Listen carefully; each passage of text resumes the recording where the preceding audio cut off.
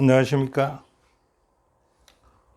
문답식으로 풀어보는 교과 공부의 유진환입니다. 오늘은요 2023년 4기 제8과 교과 공부가 되겠습니다.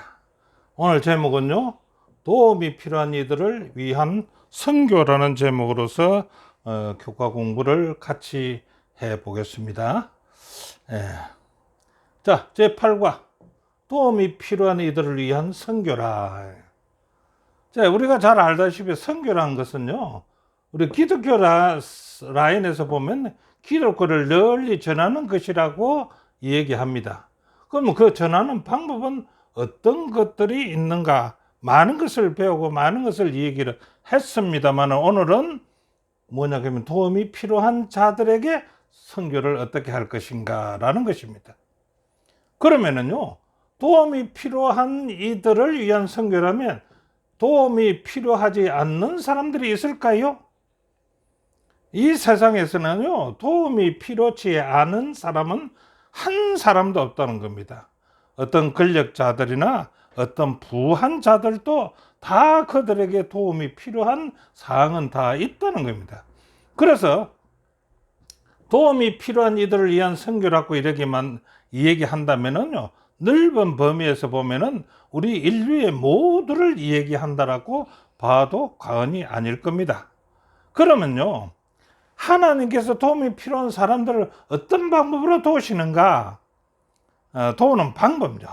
도우는 방법을 이렇게 얘기합니다. 하나님이 우리를 도우시는데 어떻게 도우시는가? 나를 돕기 위해서 다른 사람을 이용해서 나를 돕는다는 것입니다. 그러면 나를 돕기 위해서는 다른 사람을 사용하는데, 그러면 하나님은 다른 사람을 돕기 위해서는 어떻게 사용하는가? 나를 사용하신다는 것입니다. 나를 사용해서 다른 사람을 돕고 다른 사람을 통해서 나를 돕게 된다, 이런 겁니다. 이것이 하나님의 선교의 하나의 방법이라고 보시면 되겠죠. 자, 세 번째는요, 하나님의 선교에 부르심의 이유와 목적은 무엇인가라고 묻는다면 이렇게 얘기할 수가 있을 겁니다. 첫째, 이유는요, 우리는요 도움이 필요한 사람들을 위한 하나님의 조력자로 부름을 받았다는 것입니다. 부름의 이유는요, 우리가 도우는 것이고 하나님이 도우는데 우리는 조력자로 부름을 받았다, 조력자에 해당된다, 이렇게 얘기하고 있습니다. 그러면요, 그 목적은요, 조력자의 목적은 오늘날 기역절에 있는 것과 같이 오늘 기역절에 마태복음 25장 40절에 그렇게 말했죠. 내가 진실로 너에게 이르노니 너희가 여기 내 형제 중에 지극히 작은 자 하나에게 한 것이 곧 내게 한 것입니다. 목적은요, 도우는 것이 큰 자를 도우는 것보다 지극히 작은 자 하나에게 도우는 것이 하나님한테 하는 것과 같다라고 목적을 얘기하고 있습니다. 자, 그렇다면요, 남을 돕는 자를 위한 하나님의 대책은 무엇입니까? 우리가 남을 돕는다면 하나님이 그냥 뭐 도와라 이렇게만 얘기하겠느냐 이겁니다. 하나님도 어떤 대책이 있을 거 아니냐 이거지요. 그래서 교회에서는 이렇게 이야기합니다. 이 일은요, 어려울 수 있지만은 큰 보상을 가져온다라고 얘기합니다. 이 큰 보상을 가져온다면 우리가 남을 도울만 하지 않겠습니까? 그것이 교과의 106페이지에 있는 말씀입니다. 자, 교과의 책이 글에 있다면 성경에는 어떤 말씀이 있을까요? 사도행전 20장 35절을 보겠습니다. 약한 사람들을 돕고 또 주 예수의 친히 말씀하신 바 주는 것이 받는 것보다 훨씬 더 복이 있다, 이렇게 성경은 기록했습니다. 약한 사람을 돕기 위해서 내가 주어야 되는데 주는 것이 내가 받는 것보다 복이 있다는 겁니다. 그래서 남을 도와주는 것은 복 받는 일이다라고 얘기할 수가 있겠죠. 자, 그러면 첫째 날 들어갈까요? 첫째 날, 친구들의 믿음입니다. 친구들의 믿음. 친구들의 믿음이라면은 우리가 대충 이해는 갈 겁니다. 그죠? 그런데 도움이 필요한 친구들을 돕는 감동적인 이야기가 있습니다. 그죠? 그럼 그 이야기에 어떤 이야기들이 있는가라고 보면 이렇게 씁니다. 첫 번째요, 다윗과 요나단입니다. 다윗과 요나단은 사무엘상 18장 3절에 나오는 말씀만 보더라도요, 요나단은요, 다윗을 자기 생명같이 사랑하여서 더불어 언약을 맺으셨다는 겁니다. 이 요나단이 자기의 생명을 아끼지 아니하고 다윗을 돕겠다고 언약을 맺었다는 것입니다. 자, 이것이 친구의 돕는 믿음 아니겠습니까? 그 다음에요, 중풍병자와 그의 친구들입니다. 우리가 성경을 통해서 잘 알다시피 누가복음 5장 18절 19절에 보니까 이렇게 했습니다. 한 중풍병자를 사람들이요 침상에 메고 와서 예수 앞에 들어놓고자 하였으나 사람들이 너무 많았어요. 그 사람들 때문에 메고 들어갈 길을 얻지 못했습니다. 그래 고심 끝에 어떻게 합니까? 지붕 위로 올라가 가지고 기아를 벗기고요, 병자를 침상채로 그 예수님 앞에 무리 가운데로 달아 내린다 이런 겁니다. 자, 이러한 친구가 있다는 것은 그 친구의 믿음이 얼마나 좋겠었냐 이겁니다. 자, 이 이야기에서는요, 성계와 사역에 대한 우리가 얻을 수 있는 교훈이 있다는데 그 교훈은 무엇일까요? 누가복음 5장 20절에 이렇게 이야기합니다. 예수께서 저희 믿음을 보시고, 누구의 믿음입니까?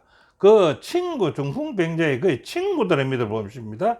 그 친구들의 믿음을 보시고 이르시되 이 사람아 네 죄사함을 받았느니라, 이렇게 이 얘기를 했습니다. 친구의 믿음이 중풍병자를 살릴 수가 있었다는 거 아니겠습니까? 그런데 예수님께서 이 말을 하실 때 의도적인 말이 있습니다. 의도적인 뭐냐 그러면 거기 무리 가운데 누굴 들으라는 말입니다. 누굴 들으라는 말일까요?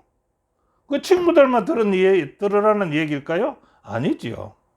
그가 모인 많은 종교 지도자들이 있었다는 겁니다. 그래서 그 많은 종교 지도자들이 예수님의 엄을 잡으려고 달라드는 그 사람들이 있는 가운데 내 죄사함을 받았느니라고 이렇게 하니까 그 종교 지도자들이 그냥 있겠습니까? 그들이 이제 반응이 나오는 겁니다. 어떻게 반응합니까? 누가복음 5장 21절에 보면 이 신성모독, 네 죄사함을 얻었느니라 하는 것이 이 신성모독이라는 겁니다. 신성모독하는 자가 누구냐? 하나님 외에 누가 너희 죄를 사하겠느냐? 너가 누구건데 죄사함을 받으라고 얘기하는 얘기죠. 예수님께서 대답하십니다. 누가복음 5장 24절에 그러나 인자가 땅에서 죄를 사하는 권세가 있는 줄을 너희로 알게 하리라 하시고는 중풍병자에게 어떻게 말합니까? 말씀하시되 네가 내게 이르느니 일어나 내 침상을 가지고 집으로 가라 하셨다 이겁니다. 자, 그러면요, 죄를 사함으로 말미암아서 중풍병자가 나아서 자기의 침상을 가지고 갈 수 있다는 것은 죄 사함을 줄 수 있는 능력이 있는 사람, 권세가 있는 사람이다라는 것을 우리가 볼 수가 있지 않습니까? 중풍병자를 다스리는 그 권능, 그 권능이 죄 사할 권세도 있는 줄 너희들이 알게 하기 위해서 뭐라고 말합니까? 네 죄 사함을 받았느니라라고 얘기했다는 것입니다. 자, 중풍병자의 친구들의 믿음은 어땠을까요? 누가복음 5장 20절에 예수께서 저희 믿음을 보시고 중풍병자의 친구들의 믿음을 보시고 그랬지요. 그래서 우리도 도움이 필요한 사람들을 예수 그리스도께로 인도하도록 우리를 부르신다. 이 일에는요, 믿음이 필요하지요, 행동도 필요하지요, 인내도 필요하지요, 의지가 필요했다는 것입니다. 이 중풍병자의 친구들이 이런 의지가 있었다는 것입니다. 그렇죠? 믿음도 있었고, 믿음에 따른 행동도 했고, 인내, 지금까지 올라가서 그 지붕을 뜯어내는 인내, 의지, 어떻게 해도 끝까지 하겠다는 그 의지가 있었다는 것입니다. 그 사람들은요, 예수님께로 나왔지만 장벽에 부딪혔다. 친구들은 포기하지 않았고 그 남자들은 예수 그리스도께로 나가게 할 수 있는 핵심적인 방법을 찾아내고 지붕에서 친구들을 내려보낸 것이다. 이 교과 110페이지에 있는 말씀이 되겠습니다.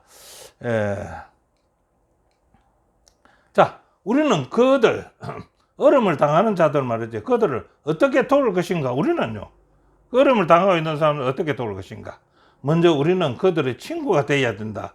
그 친구가 돼야 된다 이거죠. 도울 수 있는 그 사람들, 도움을 받아야 될 사람들에게 친구가 먼저 되라. 그들의 필요를 알고 마침내 그들을 도울 수 있는 유일한 분이신 예수님께로 인도하는 것이 우리의 도와주는 방법입니다. 네, 예수님께로 인도하는 것. 이 얘기에 나오는 사람들이 한 것처럼 우리도 어떤 상황에 처하든 그렇게 해야 한다. 사람들을 구원할 수 있는 유일한 분은 예수께로 인도한다는 것이죠. 그것이 유일한 그들을 도울 수 있는 방법이 되겠죠. 우리가 그 중풍병자를 어떻게 도와줄 겁니다. 도와줄 수 없지 않습니까? 그 친구들이 그 중풍병자를 메고 예수님 앞에 갔을 때 그는 도움을 받았던 것입니다. 그래서 사람들을 구원할 수 있는 유일한 분 예수께로 우리는 그들을 인도해야 되는 것이 도우는 것이다. 자, 교훈에는 저자는 이렇게 말합니다. 어려움이 있어도 포기하지 않고 친구들이 병자를 예수님께로 데려간 것처럼요, 우리도 도움이 필요한 사람들을 예수께 인도하기 위해서 최선을 다해야 한다라고 말씀을 하고 있습니다. 둘째 날요, 오직 그리스도의 방법으로, 오직 그리스도의 도우는 것도요, 그리스도의 방법으로 도와라 이겁니다. 자, 어떤 방법일까요? 도움이 필요한 이들을 위한 선교의 방법들은 어떤 것이 있을까라고 묻는데요. 요한복음 5장 5절 7절에는 거기 18년 된 병자가 있더라. 예, 38년 된 병자가 있더라.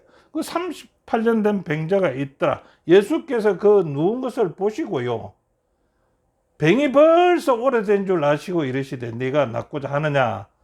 병자가 대답하되 주여 물이 동할 때에 나를 못에 넣어줄 사람이 없어 내가 가는 동안에 다른 사람이 먼저 그 못에 들어가서 가더라. 그래서 자기는 못에서 계속 있었지만은 물이 동할 때 들어갈 수 있는 방법까지도 없었다 이겁니다. 그래 예수님이 도와주는 거지요. 마가복음 1장 25절에 예수께서 꾸짖어 가라사대 잠잠하고 그 사람에게서 나오라 하시니 26절에 더러운 귀신이 그 사람으로 갱년을 일으키게 하고 큰 소리를 지르며 나오더라. 이 예수님이 도와주는 방법이 38년 된 병자와 그 다음에 귀신 들려 있는 이 자들을 도우는 방법을 여기에 기록해 놨습니다. 예수님의 도우는 방법은 이렇게 도왔다는 겁니다.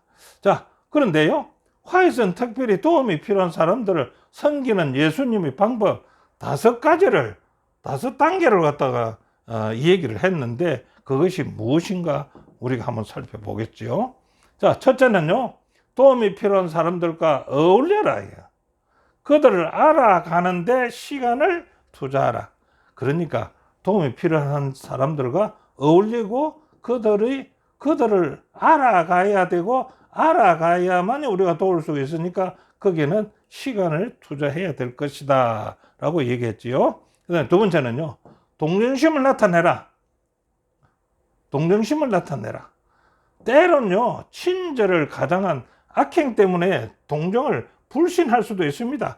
동정을 받아야 될 사람들이요, 우리가 그 동정심을 발휘할 때 그 동정심을 받아야 할 그 사람들이요, 악행 때문에, 다른 사람의 악행 때문에 그 도와준다는 뜻을 하면서 더욱더 손해를 입히는 그런 악행 때문에 동정심을 갖다가 받지를 안 하고 불신을 할 수도 있다는 겁니다. 그럼에도 불구하고 하나님은 아무런 대가를 바라지 않는 동정심을 나타내라는 겁니다. 그들이 악행 때문에 동정심을 바라지 않을지라도 우리는 그 대가를 바라지 않고 동정심을 나타내라 이겁니다. 세 번째는요, 그들의 필요를 채워줘라. 그들의 필요를 채워줘라. 이것은 단순한 말 이상의 것을 의미한다. 말 이상은 말만 가져가면 안 된다 그죠. 친구나 낯선 사람의 필요를 돌보려면은요, 행동이 필요하다는 거죠. 행동이. 그 행동이 필요한 게 우리가 앞에서 본 것 같이 중풍병자의 친구들 같이 행동해야 된다 이거죠. 근데 네 번째는요, 그들의 신뢰를 얻어라야죠. 이제 그들에게 신뢰를 얻어요. 도움을 받을 사람들에게 또 우리가 도와줄 그 사람들한테 신뢰를 얻어라.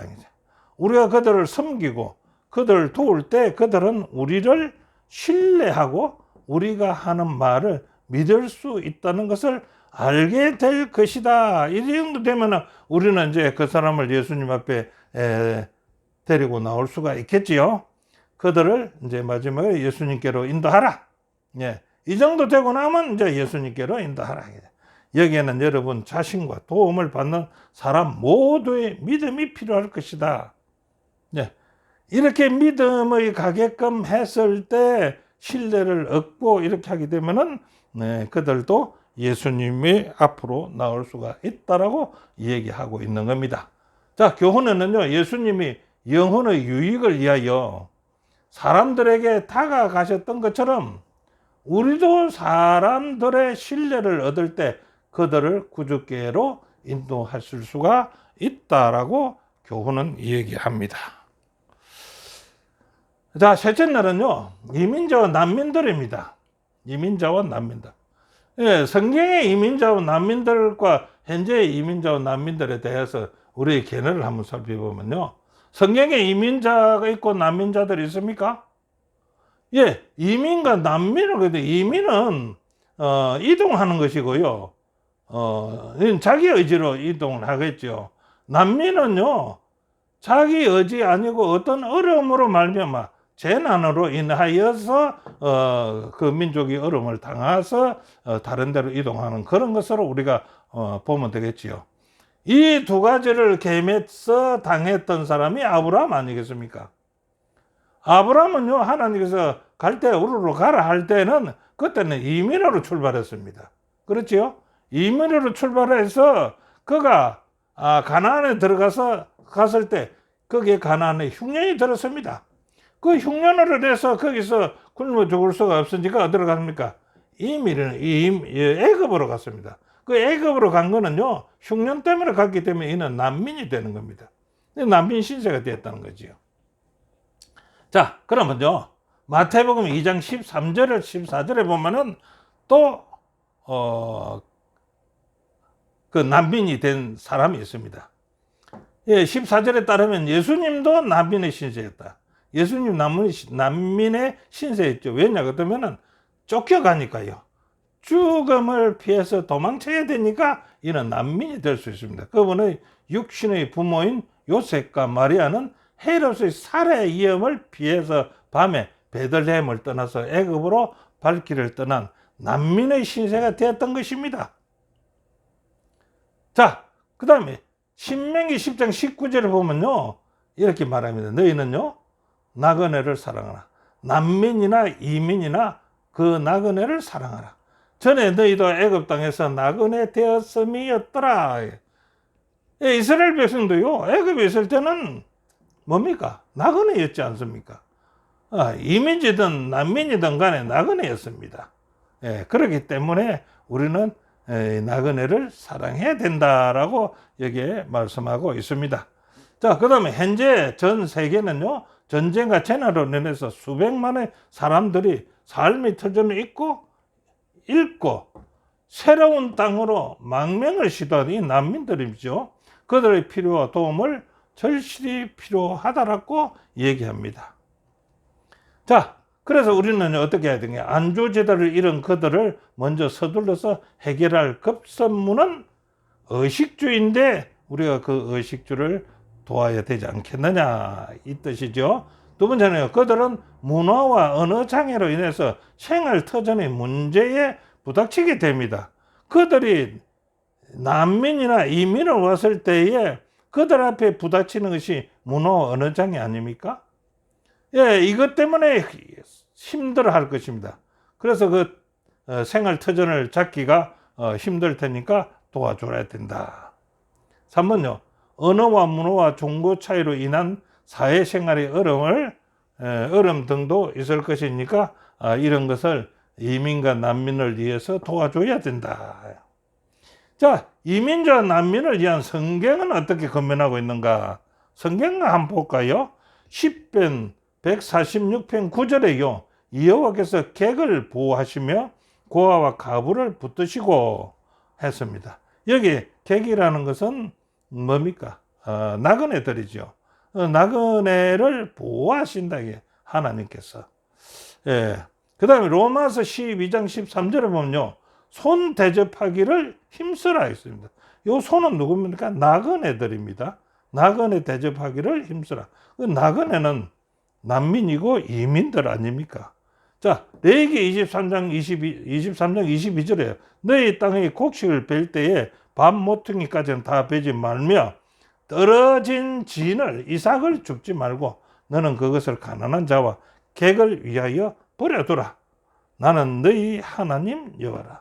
예, 그 레위기서에 보면요, 농사를 지어가지고 수확할 때도 난민이나 이민이나 객을 위해서 이렇게 정해놨습니다.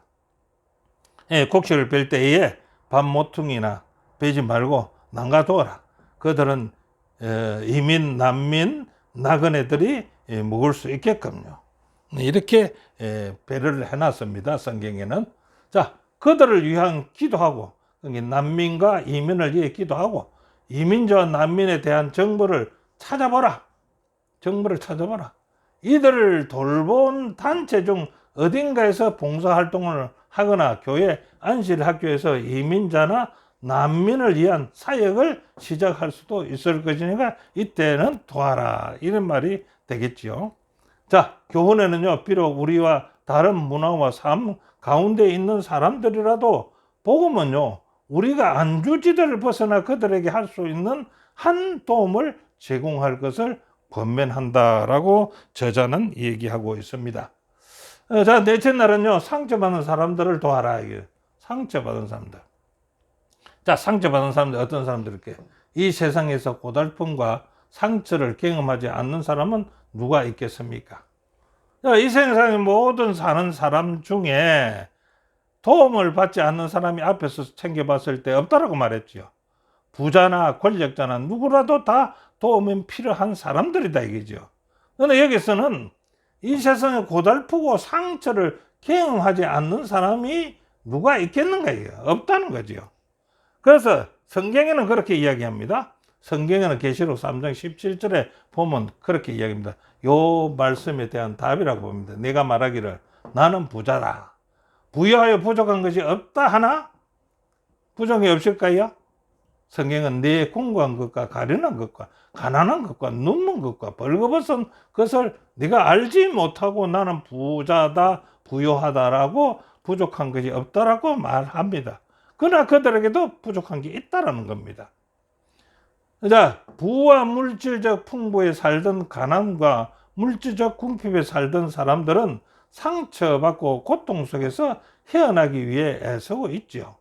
예를 들어서 서구 세계에서는요, 매년 엄청난 금액이 항우울제에 지출된다는 사실은 물질적 부만으로는 행복이나 평화를 보장할 수 없으며 모두가 상처받고 있다는 것을 말해준다 이겁니다. 예, 여기에 항우울제라고 했는데 여기는 돈 많은 사람이나 권력 있는 사람들도 항우울제에 걸려가지고 돈을 엄청나게 지불한다. 정 말해서 이 사람들도 힘든다 이겁니다.